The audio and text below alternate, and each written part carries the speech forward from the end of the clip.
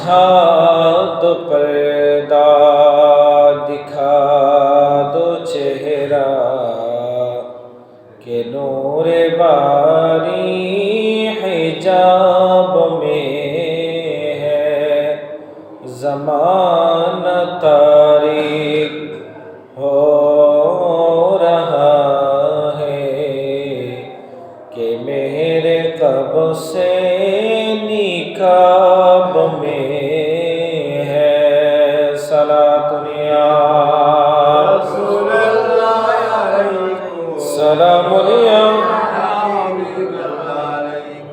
خدائے کہا رہے غضب پہ کھلی ہے بدکاریوں کی دفتر بچا لو آخر شفیع محشر تمہارا بندہ عذاب میں ہے صلاۃ سلام یا کرے منکر نکیر سے پر نہ کوئی حامی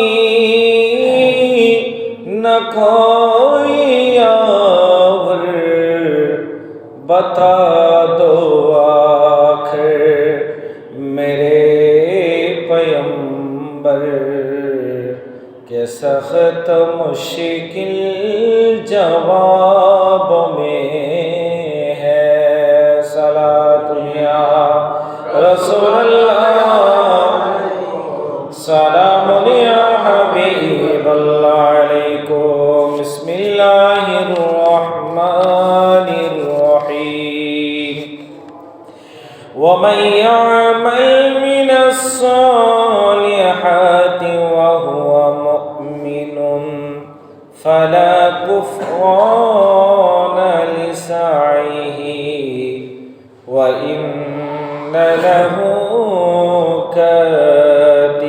كاتبون صدق الله مولانا العظيم وصدق رسوله النبي الحبيب الكريم ونحن على ذلك لمن الشاهدين والشاكرين والحمد لله رب العالمين ربي صل وسلم وبارك عليه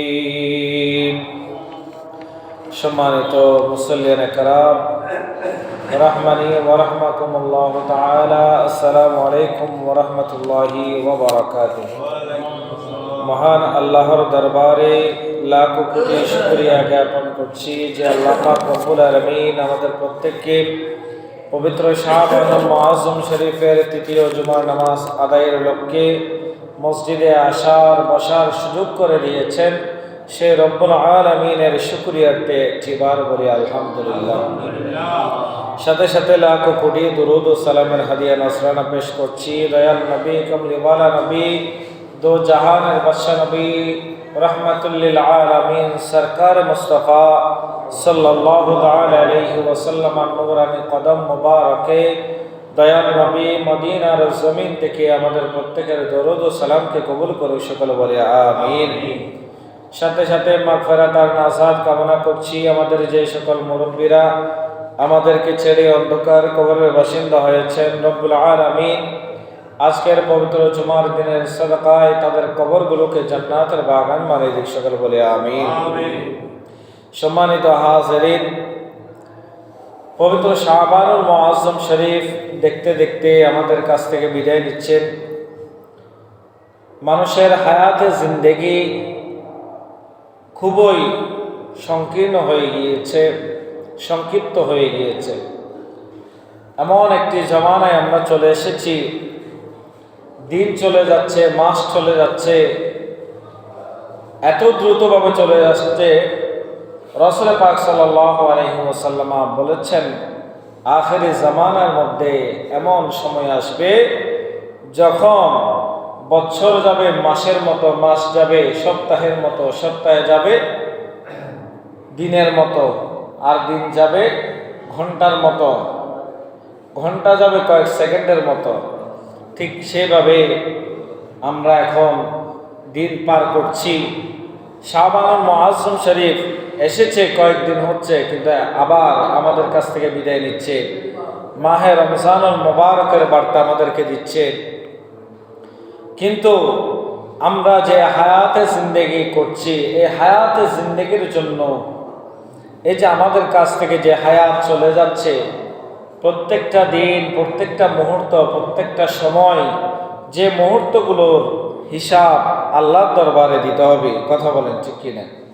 প্রত্যেকটা মুহূর্তের হিসাব আল্লাহর দরবারে দিতে হবে। তো সেজন্য আল্লাহ পাক রব্বুল আলামিন আমাদেরকে কিছু দিক নির্দেশনা দিয়েছেন আল্লাহর হুকুম আহকাম মান্য করার জন্য।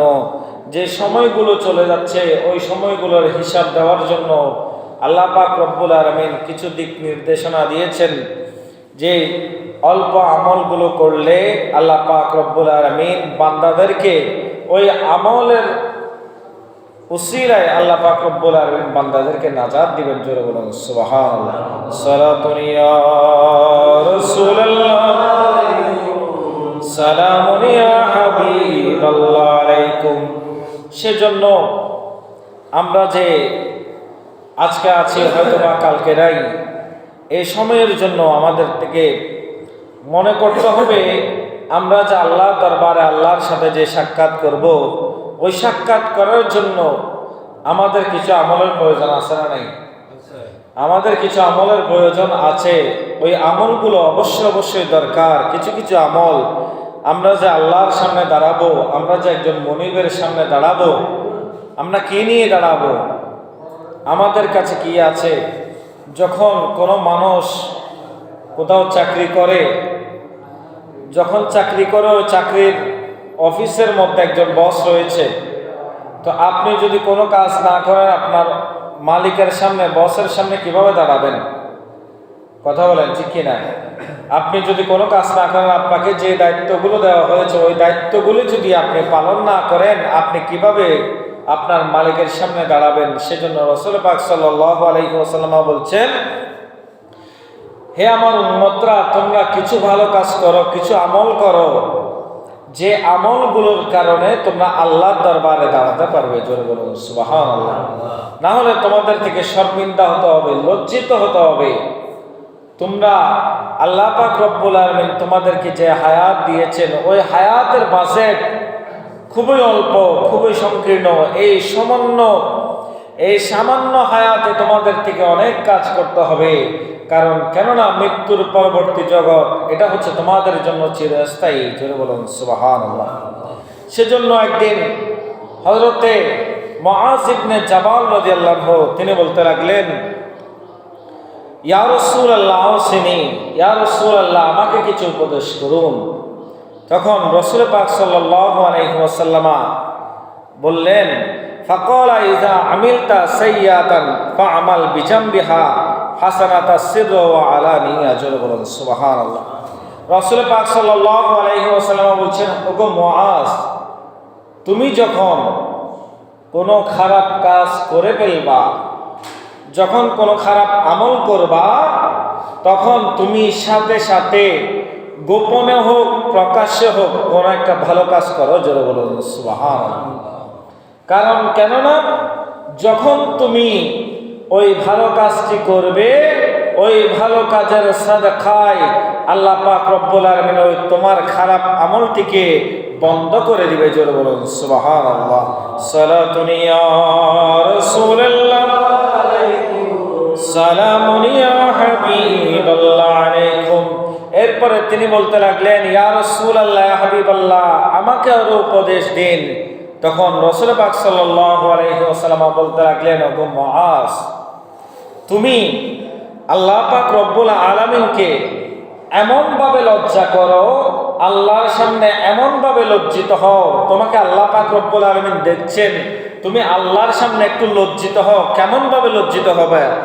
যেভাবে করে তোমার সমাজের মধ্যে যে নেককার মানুষগুলো রয়েছে, ভালো কাজ করে যারা, তাদের মধ্যে যে মানুষগুলো রয়েছে তাদের সামনে তুমি যেভাবে লজ্জিত হও, কিভাবে লজ্জিত হও?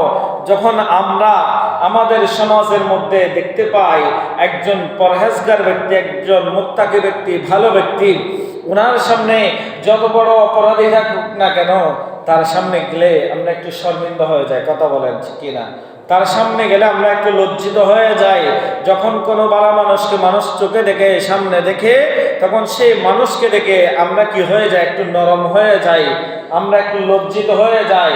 ঠিক সেভাবে রাসূল পাক সাল্লাল্লাহু আলাইহি ওয়াসাল্লাম বলছেন, ওগো মুআজ, তুমি আল্লাহর সামনে এমন ভাবে লজ্জিত হও যেভাবে তুমি তোমার সমাজের যে নেককার বান্দারা রয়েছে তাদেরকে দেখলে তুমি যেভাবে লজ্জিত হয়ে যাও, ঠিক তেমনি ভাবে আল্লাহর সামনে লজ্জিত হয়ে যাও। জোরে বলুন সুবহানাল্লাহ। সালাতুন ইয়া রাসূলুল্লাহ সালাম।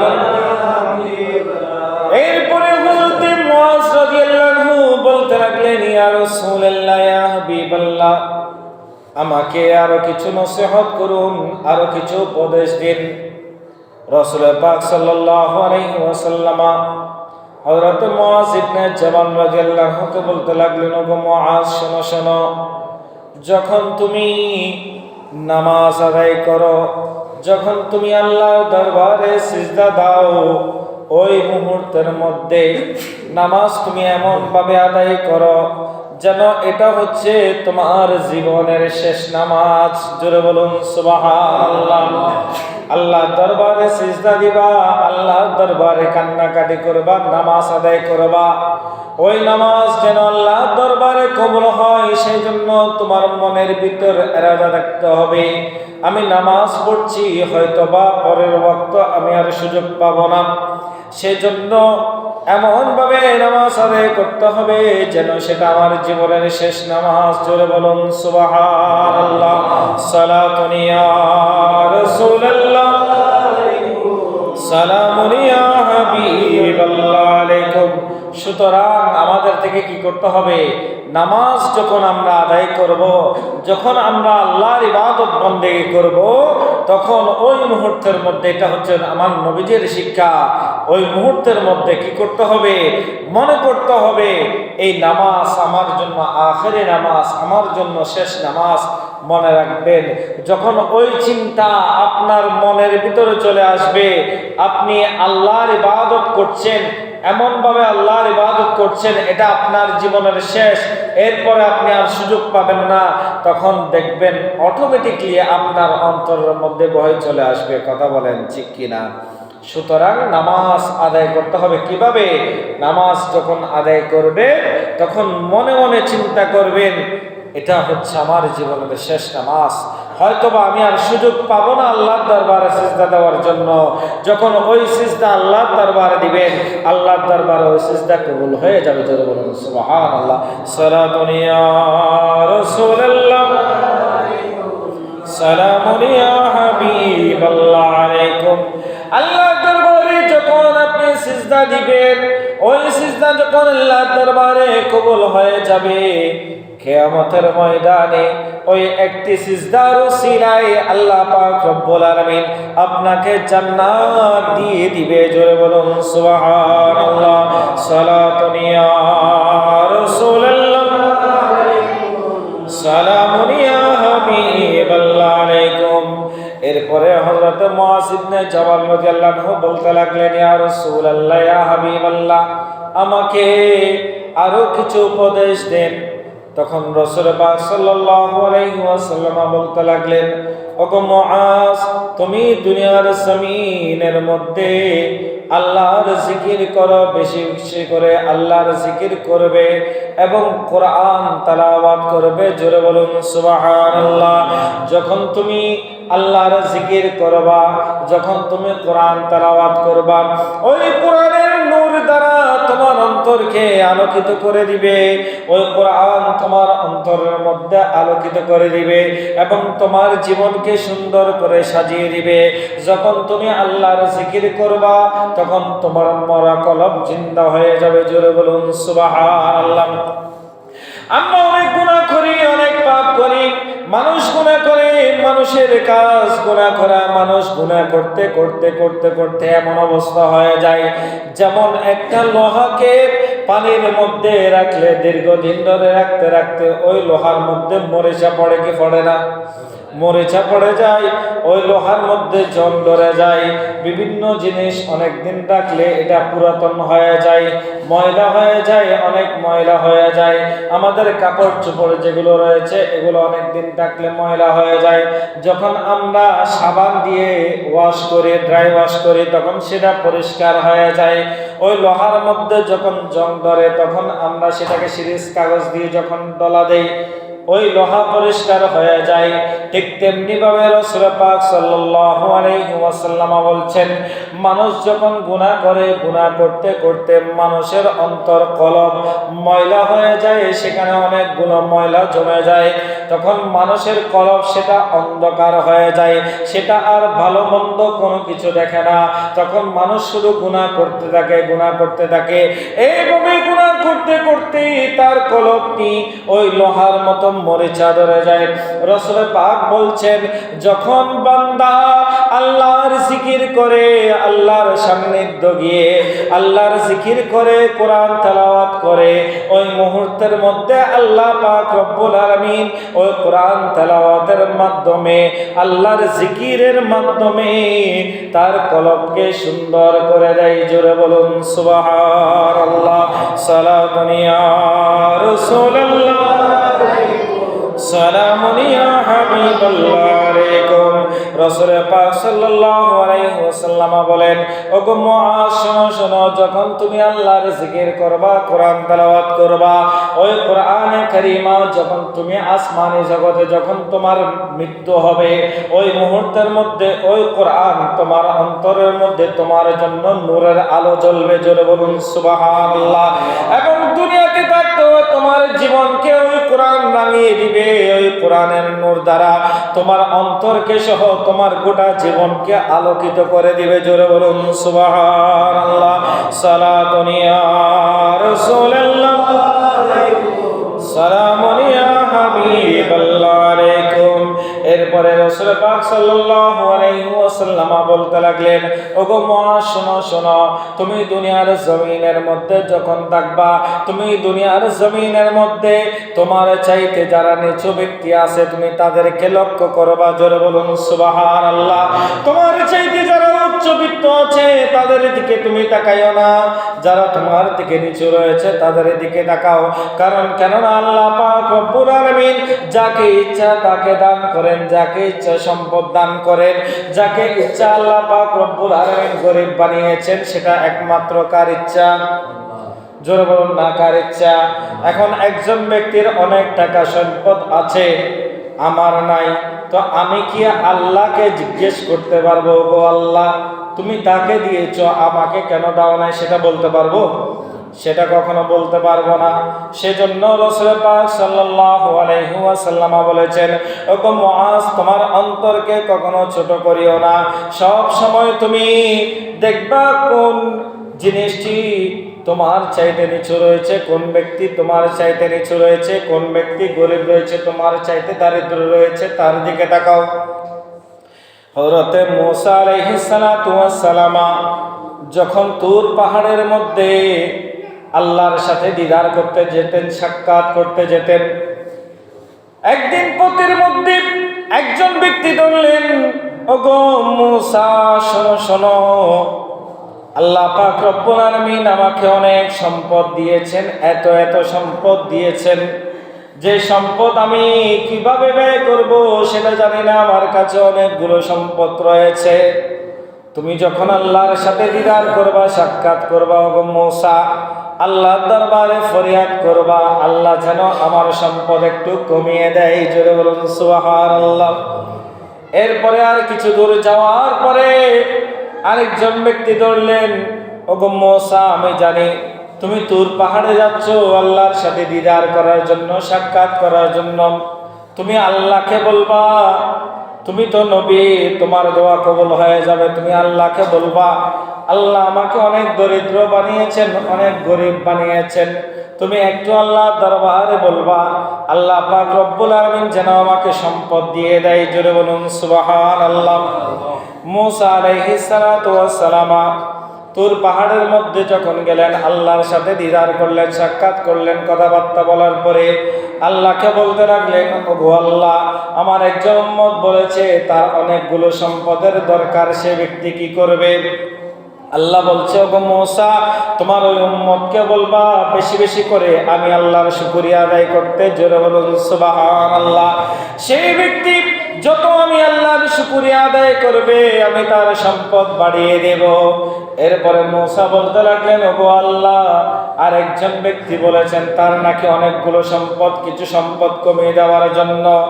মূসা আলাইহিস সালাতু ওয়াস সালাম এই কথা বলার পরে আল্লাহ বলছেন, ওগো মূসা, তোমার ওই উম্মতকে বলবা তোমার উম্মত যেন আমার জিকিরকে বন্ধ করে দেয়, আমার শুকরিয়া বন্ধ করে দেয়, তাহলে আমি আল্লাহ তার উপর থেকে নিয়ামত কমিয়ে দেব। জোরে বলুন সুবহানাল্লাহ। এরপরে মূসা আলাইহিস সালাতু ওয়াস সালাম গেলেন। যাওয়ার পরে পথের মধ্যে ওই ব্যক্তিকে দেখলো, যে ব্যক্তি বলেছে সম্পদ বাড়িয়ে দেওয়ার জন্য।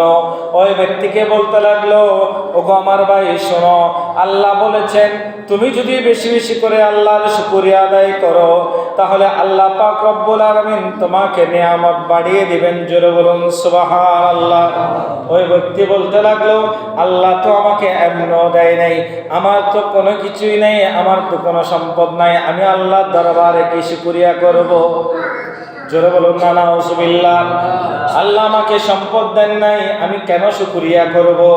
আল্লাহ যদি আমাকে সম্পদ দিত তাহলে আমি শুকরিয়া আদায় করতাম। নাউজুবিল্লাহ। এরপরে মূসা আলাইহিস সালাতু ওয়াস সালাম মুচকি হাসি দিয়ে চলে গেলেন। সামনের দিকে যখন গেলেন, ওই ব্যক্তিকে বলতে লাগলেন, ও আমার ভাই, তুমি যদি আজকে থেকে আল্লাহর জিকির বন্ধ করে দাও, আল্লাহর নিয়ামতের শুকরিয়া আদায় করা বন্ধ করে দাও, তাহলে আল্লাহ তোমার নিয়ামত কমিয়ে দিবেন। জোরে বলুন নাউজুবিল্লাহ। ওই ব্যক্তি বলতে লাগলেন, ওগো মূসা, আমার আল্লাহ আমাকে যা দিয়েছেন আমি আল্লাহর দরবারে হাজার কোটি শুকরিয়া আদায় করি। আমার আল্লাহ যদি আমাকে কোনো সম্পদ নাও দেয়, আল্লাহ পাক রব্বুল আলামিন আমাকে যে হায়াতে জিন্দেগি দিয়েছেন, আমি যে নিঃশ্বাস ফেলছি, এটাও আমার আল্লাহর রহমত। জোরে বলুন সুবহানাল্লাহ। তা আমি মারা যাব, কিন্তু আমার মৃত্যুর আগ পর্যন্ত আমার খোদার জিকির জারি এবং সারি থাকবে। জোরে বলুন সুবহানাল্লাহ। সালাতুন ইয়া রাসূলুল্লাহ, সালামুন ইয়া হাবিবাল্লাহ আলাইকুম। সেজন্য আল্লাহ রাসূল সাল্লাল্লাহু আলাইহি ওয়াসাল্লাম বলেছেন, ও মুআজ, শোনো শোনো, তুমি তোমার চাইতে যারা নিচু ব্যক্তি রয়েছে তাদের দিকে অনুসরণ করো, তাহলে তোমার আল্লাহর প্রতি জিকির আরো বেড়ে যাবে, আল্লাহর শুকরিয়া আরো বেড়ে যাবে। এরপরে রাসূল পাক সাল্লাল্লাহু আলাইহি ওয়াসাল্লাম বলছেন, ওগো মুআজ, যারা দরিদ্র রয়েছে, যারা সমাজের মধ্যে গরিব রয়েছে, তাদেরকে তুমি বেশি বেশি করে ভালোবাসো, তাদের সাথে উঠা বসা করো, তাহলে তোমার অন্তরের মধ্যে আর কুফরি ভাব আসবে না, অহংকার আসবে না। এই গরিবদেরকে দেখে তুমি বেশি বেশি করে আল্লাহর দরবারে শুকরিয়া আদায় করবা। জোরে বলুন সুবহানাল্লাহ। এরপরে রাসূল পাক সাল্লাল্লাহু আলাইহি ওয়াসাল্লাম বলছেন, ওগো মুআজ, শোনো শোনো, তুমি তোমার আত্মীয় স্বজন যারা আছে, তুমি তাদেরকে সহযোগিতা করো, তাদের সাথে সম্পর্ক বজায় রাখো, এবং তুমি যদি তোমার আত্মীয় স্বজনদের সাথে সম্পর্কগুলো বজায় রাখো, তাহলে তাদের সাথে যদি তুমি ভালোভাবে চলো, আল্লাহ পাক রব্বুল আলামিন তোমার সম্পদ এবং তোমার হায়াতের মধ্যে বরকত দিবেন। জোরে বলুন সুবহানাল্লাহ। সালাতুন ইয়া রাসূলুল্লাহ, সালামুন ইয়া হাবিবাল্লাহ আলাইকুম। এরপরে রাসূল পাক সাল্লাল্লাহু আলাইহি ওয়াসাল্লাম বলতে লাগলেন, ওগো মুআজ, শোনো শোনো, তুমি সব সময় সত্য কথা বলবা, সব সময় সত্য বলবা। যদি ওই সত্য কথা যদিও তিক্ত হয়, সত্য কথা যদিও খারাপ হয়, মানুষের শুনতে কি লাগে? খারাপ লাগে। এরপরও তুমি সত্য কথা বলবা। যখন তুমি সত্যবাদী হবা, তখন আল্লাহ পাক রব্বুল আলামিন তোমার উপরে নিয়ামত বাড়িয়ে দিবেন। জোরে বলুন সুবহানাল্লাহ। এরপরে রাসূল পাক সাল্লাল্লাহু আলাইহি ওয়াসাল্লাম বলতে লাগলেন, ওগো মুআজ, শুনো, তুমি বেশি বেশি করে আল্লাহর ইবাদত বন্দেগি করবা, আর সাথে সাথে মনে রাখবা তুমি তোমার রাগকে নিয়ন্ত্রণ রাখবা। কারণ রাগ করা এটা হচ্ছে রাগের সময় তখন মানুষের সেন্স ঠিক থাকে না। যখন তুমি রাগকে নিয়ন্ত্রণ করবা এটা তোমার জন্য বড় জিহাদ হয়ে যাবে। কারণ রাগের মাথায় মানুষ মানুষকে খুন করে, হত্যা করে, স্বামীর সাথে স্ত্রীর সাথে সম্পর্ক ভালো মন্দ ঠিক থাকে না। কথা বলেন ঠিক কিনা? স্বামী যখন বাসার মধ্যে আসে সারাদিন পেরেশানি হয়ে আসে।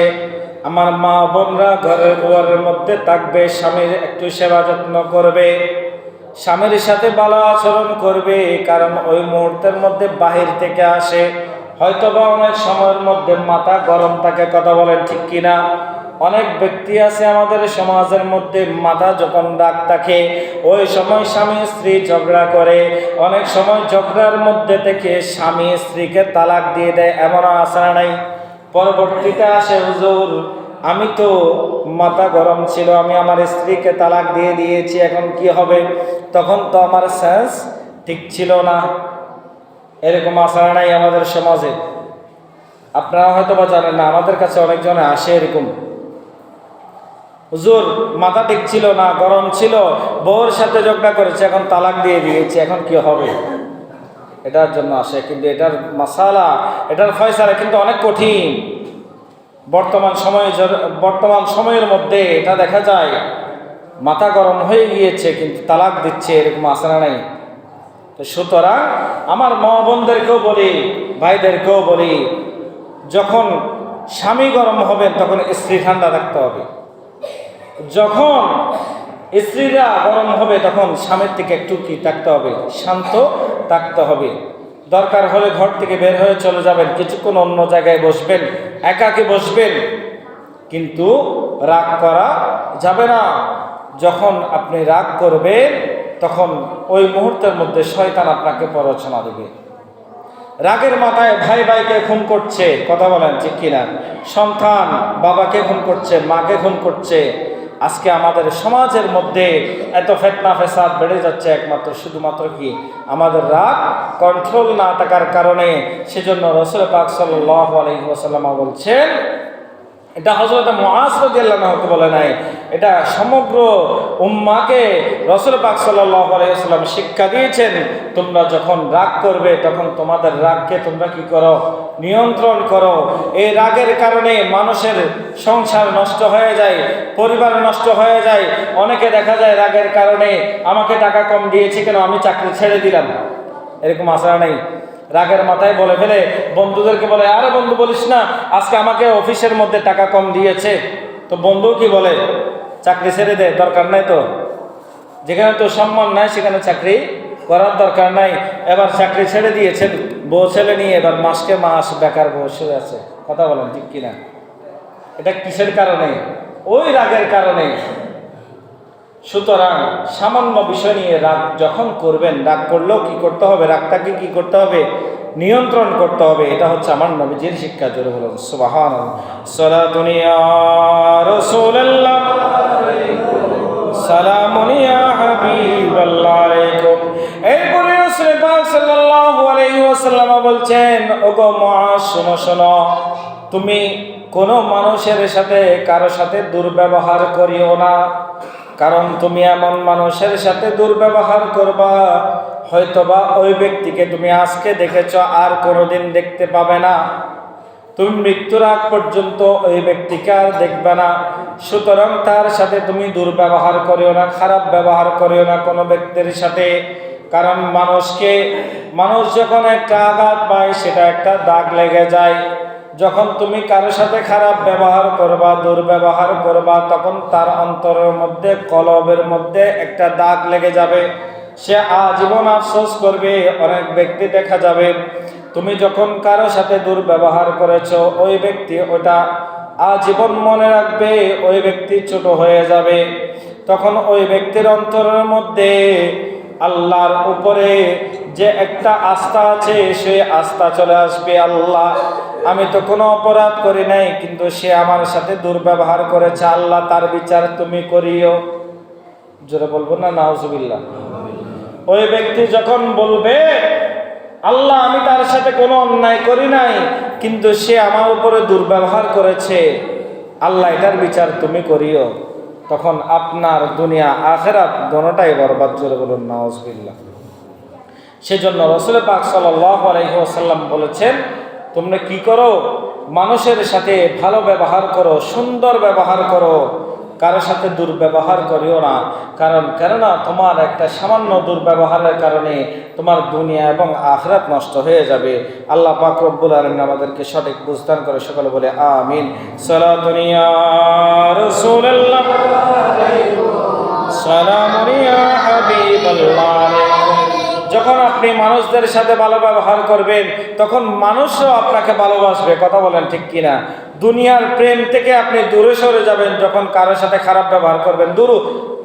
ও হচ্ছে একেবারে থার্ড ক্লাস মানুষ, খারাপ মানুষ, সবসময় মানুষের সাথে খারাপ ব্যবহার করে। কথা বলেন ঠিক কিনা? কথা বলেন না ঠিক কিনা? যে ব্যক্তি মানুষের সাথে সবসময় খারাপ ব্যবহার করে, ওকে দুনিয়ার মানুষও পছন্দ করে না। যাকে দুনিয়ার মানুষ পছন্দ করে না, তাকে ফেরেশতারাও পছন্দ করে না, তাকে আল্লাহ পছন্দ করে না। সুতরাং মানুষের সাথে সবসময় ভালো ব্যবহার করতে হবে। এরপরে রাসূল পাক সাল্লাল্লাহু আলাইহি ওয়াসাল্লাম বলছেন, ওগো মুআজ, তুমি সব সময় ন্যায়ের উপরে থাকবা, হকের উপরে থাকবা, কখনো কাউকে ভর্ৎসনা দিও না, কখনো কারোর জন্য বদদোয়া করিও না। হে মুআজ, তুমি তোমার নিজের বিবেক দিয়ে চিন্তা করবা, নিজের হায়ার নেই, পরহেজগারের নেই, তুমি অন্যর জন্য ভালো চাইবা, সৎ চরিত্রের উপরে থাকবা। কারণ সব সময় রাসূল পাক সাল্লাল্লাহু আলাইহি ওয়াসাল্লাম বলেছেন, তুমি যখন নিজের জন্য আল্লাহর দরবারে ফরিয়াদ করো, আল্লাহ আমাকে এটা দাও, ওটা দাও, আল্লাহ আমাকে ভালো রাখো, ঠিক সেভাবে তোমার আরেকজন মুসলমান ভাইয়ের জন্য সেটা চাও। জোরে বলুন সুবহানাল্লাহ। যখন তুমি তোমার একজন ভাইয়ের জন্য তুমি ভালো চাইবা, তখন আল্লাহ তোমার উপরে খুশি হয়ে যাবেন। জোরে বলুন সুবহানাল্লাহ। সালাতুন ইয়া রাসূলুল্লাহ, সালামুন ইয়া হাবিবাল্লাহ আলাইকুম। রাসূল পাক সাল্লাল্লাহু আলাইহি ওয়াসাল্লাম বলেছেন, ও মুআজ, শোনো শোনো, মানুষের সাথে সৎ ব্যবহার করা, ভালো ব্যবহার করা, এটার চাইতো ভদ্রতা আর কিছু নেই। মানুষের এলমের চাইতো আর কোনো কলিন্য নেই। কারণ মানুষ যখন এলম শিক্ষা করে, কিছু মানুষ এলম শিক্ষা করে ভালো হয়, আর কিছু মানুষ এলম শিক্ষা করে কি হয়ে যায়? বেয়াদব হয়ে যায়। এমন অনেকে আছে না নাই? বর্তমান সময়ের মধ্যে টিচারদেরকে সম্মান করে না, ইজ্জত করে না, এমন আছে না নাই?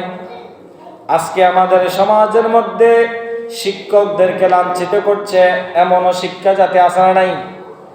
কারণ কেননা তাকে শিক্ষা দেওয়া হয়েছে, কিন্তু ভালো শিক্ষা দেওয়া হয় নাই। তার কারণে সে তার শিক্ষকদের সাথে খারাপ ব্যবহার করে। হযরতে ইমাম আযম আবু হানিফা রাদিয়াল্লাহু আনহু, যিনি হচ্ছেন আমাদের মাযহাবের ইমাম, হানাফি মাযহাবের ইমাম, যিনি ইমাম আযম আবু হানিফা রাদিয়াল্লাহু আনহু, তিনি একটি বিষয় শিক্ষা নেওয়ার জন্য অনেক ব্যক্তির কাছে গেলেন। কোন বিষয়? ওই বিষয়টি হচ্ছে কুকুর কখন বালেগ হয়, একটি কুকুর কখন বালেগ হয়, সেটা শিক্ষা অর্জনের জন্য অনেক ব্যক্তির কাছে গিয়েছে। কারো কাছ থেকে তিনি শিক্ষা পান নাই। শেষ পর্যন্ত একজন জেলের কাছে গিয়েছে, যে সবসময় মাছ ধরে, হিন্দু ছিলেন। ওই জেলের কাছে গিয়ে জিজ্ঞেস করলেন, একটি কুকুর কখন বালেগ হয়? ওই জেলে বলতে লাগলেন, কুকুর বালেগ হয় যখন 3 পা নিচে থাকে, 1 পা উপরে তুলে যখন ওই কুকুর প্রস্রাব করে, তখন সেই কুকুর বালেগ হয়। জোরে বলুন সুবহানাল্লাহ। এই বিষয়টি ইমাম আযম আবু হানিফা রাদিয়াল্লাহু আনহু ওই জেলের কাছ থেকে শিখেছেন। সেজন্য ইমাম আযম আবু হানিফা রাদিয়াল্লাহু আনহু ওই ব্যক্তিকে যখন দেখতে পেতেন, হযরতে ইমাম আযম আবু হানিফা রাদিয়াল্লাহু আনহু ঘোড়ার উপরে থাকলো, ওই জেলেকে দেখে তিনি নিচে নেমে যেতেন, তার সামনে এভাবে করে নত করে দাঁড়িয়ে থাকতেন। ওই জেলে যখন চলে যেতেন, তখন তিনি তিনার কাজ করতেন। জোরে বলুন সুবহানাল্লাহ। এটা তিনি শিক্ষককে সম্মান দিয়েছেন। ইমাম আযম আবু হানিফা রাদিয়াল্লাহু আনহু বলছেন, তুমি যার কাছ থেকে এক কালিমা শিখেছো, একটা আলিফ শিখেছো, তাকে সম্মান করতে হবে। এটা হচ্ছে আমার নবীর আদর্শ। যার কাছ থেকে একটা আলিফ শিখেছো, শরিয়া শিখেছো, এক শিখেছো, তাকে সম্মান করতে হবে, ইজ্জত করতে হবে। আজকে আমাদের সমাজের মধ্যে শিক্ষকদেরকে সম্মান করা হয় না, যার কারণে দিন দিন বেয়াদব বেড়ে যাচ্ছে। কথা বলেন ঠিক কিনা? তো সবাই ঘরের মধ্যে পরিবার পরিজনদেরকে আমি বলবো, আপনারা আপনাদের সন্তানদেরকে শিক্ষা দিবেন, সঠিক শিক্ষা দিবেন। যখন সন্তানদেরকে সঠিক শিক্ষা দিবেন, ওই সন্তানের জন্য আল্লাহ রাব্বুল আলামিন আপনাকে দুনিয়াতে সম্মানিত করবে, কবরেও কি করবে? সম্মানিত করবে। কেননা সঠিক শিক্ষার প্রয়োজন আছে। আজকে আমাদের মা বাবা আমাদেরকে শিক্ষা দিয়েছে বিদায়, আল্লাহর নবীর দয়ায়, মা বাবার দোয়ায় আপনাদের সামনে দাঁড়িয়ে কথা বলছি। কথা বলেন ঠিক কিনা? মা বাবার দোয়া আছে বিদায়, এখনো পর্যন্ত আছে বিদায় এখানেও সম্মান, বাড়িতেও সম্মান, সব জায়গায় সম্মান আল্লাহ রাব্বুল আলামিন দিয়েছেন। ওস্তাদদের দোয়ায় এখন পর্যন্ত আমার জীবনে কোনো ওস্তাদ বলতে পারবে না কোনো ওস্তাদের সাথে বেয়াদবি করেছি। আমার ওস্তাদরা বলতে পারবে না কোনোদিন আমার মা বাবা আমার ওস্তাদের সামনে গিয়ে দাঁড়িয়েছেন, আমার সন্তানকে কেন মেরেছেন। আমার মা বাবা কোনোদিন জান নাই, যদি ঘরের মধ্যে যেতাম আমাকে আজকে মেরেছে, আমাকে উল্টা কি করতো, আরো পিটাইতো। তুমি নিশ্চয়ই কোনো বেয়াদবি করেছো, নিশ্চয়ই পড়া পারো নাই, সেজন্য তোমাকে পিটিয়েছেন। আজকে ওস্তাদদের দোয়ায়, মা বাবার দোয়ায় এখানে দাঁড়িয়ে দুটি কথা বলছি। তো সুতরাং মা বাবা হতে হবে এমন মা বাবা সন্তানদেরকে শিক্ষা দিবেন। সন্ধ্যার পরে সন্তানরা বাইরে কেন থাকবে? সন্ধ্যার পরে সন্তানরা থাকবে ঘরের মধ্যে। বলে হুজুর পরীক্ষা শেষ হয়ে গিয়েছে, সেজন্য এখন বাইরে বাইরে ঘুরতেছে। বাইরে বাইরে কেন ঘুরবে? আপনার সন্তানকে অন্য কিছু শিখান, ভালো কিছু শিক্ষা দেন। সন্তানরা সন্ধ্যার পরে বাইরে থাকে, মসজিদের মধ্যে নামাজ চলে, ওদিকের মধ্যে খেলাধুলা চলে। কথা বলেন ঠিক কিনা? তো এই সন্তানরা ভালো হবে কোত্থেকে? এই সন্তান তো বড় হয়ে মা বাবার গায়ের মধ্যে হাত তুলবে। এই সন্তান বড় হয়ে ওই মা বাবাকে গালিগালাজ করবে। আজকে সন্তানরা গালিগালাজ কেন করে, বেয়াদব কেন হয়? এই কারণে হয়, সন্ধ্যার পরে আপনার সন্তান বাইরে কেন থাকবে? সন্ধ্যার পরে এটা হচ্ছে পড়ার সময়, এই সময়ে খেলাধুলা কিসের? সন্ধ্যার পরে সন্তানদেরকে বাইরে হতে দিবেন না। যে সন্তান বের হবে সন্ধ্যার পরে, মনে রাখবেন ওই সন্তান বেয়াদব হবে। এটা লিখে রাখেন, আপনারা কাগজে কলমের মধ্যে লিখে রাখেন। ওই সন্তান শুধু বের হতে পারবে শুধুমাত্র প্রাইভেটে যাওয়ার জন্য, কোচিংয়ে যাওয়ার জন্য, পড়ার জন্য। ওই সন্তান সন্ধ্যার পরে খেলার সময় নয়, খেলার সময় সারাদিন রয়েছে। সন্তানদেরকে ঘরের মধ্যে শিক্ষা দিবেন। মা বাবা যদি শিক্ষা না দেয়, তাহলে ওই সন্তান কোনোদিন বড় হয়ে ওই সন্তান বেয়াদব হবে। এটা 100%, এখানে কোনো ভুল নাই। সুতরাং যেভাবে করে আজকে রাসূল পাক সাল্লাল্লাহু আলাইহি ওয়াসাল্লাম হযরতে মুআয ইবনে জাবাল রাদিয়াল্লাহু আনহুকে যে উপদেশগুলো দিয়েছিলেন, সেই উপদেশগুলো শুধুমাত্র ওনার জন্য নয়, গোটা মুসলিম উম্মাহকে শিক্ষা দিয়েছেন। রাসূল পাক সাল্লাল্লাহু আলাইহি ওয়াসাল্লাম বলেছেন সত্য কথা বলার জন্য, ন্যায়ের উপরে থাকার জন্য, কাউকে হিংসা না করার জন্য, গরিবদের দিকে তাকানোর জন্য। আল্লাহ আমাকে দেন নাই, কিন্তু আমার নিচু ব্যক্তি যারা আছে আমাকে তাদের দিকে তাকাতে হবে। কথা বলেন ঠিক কিনা? আমি যদি আমার সম্পদ হচ্ছে সামান্য, আমার চাইতে উঁচু যে আছে আমি তার দিকে তাকালে হবে না, আমার চাইতে নিচু যে আছে আমি তার দিকে তাকাতে হবে। তার থেকেও আমি ভালো আছি। আমার মতো অসংখ্য মানুষ রাস্তার মধ্যে ঘোরাফেরা করছে, আছে না নাই? ঘর বাড়ি নাই, আছে না নাই? অসুস্থ ব্যক্তি আজকে হাসপাতালের মধ্যে শুয়ে আছে, আল্লাহ আমাকে সুস্থতা দান করেছেন, এটার জন্য আল্লাহর দরবারে শুকরিয়া আদায় করবেন। তো আল্লাহ পাক রব্বুল আলামিন যখন আল্লাহর দরবারে শুকরিয়া করবে, তখন আল্লাহ ওই বান্দার নিয়ামতকে আরো বাড়িয়ে দিবেন। জোরে বলুন সুবহানাল্লাহ। আল্লাহ পাক রব্বুল আলামিন আমাদের সকলকে নবীজির সুন্নাহ মোতাবেক চলার তৌফিক নসিব করে। সকলে বলে আমিন। ওয়া আখিরু দাওয়ানা আলহামদুলিল্লাহি রাব্বিল আলামিন। আসসালামু আলাইকুম ওয়া রাহমাতুল্লাহি ওয়া বারাকাতুহু।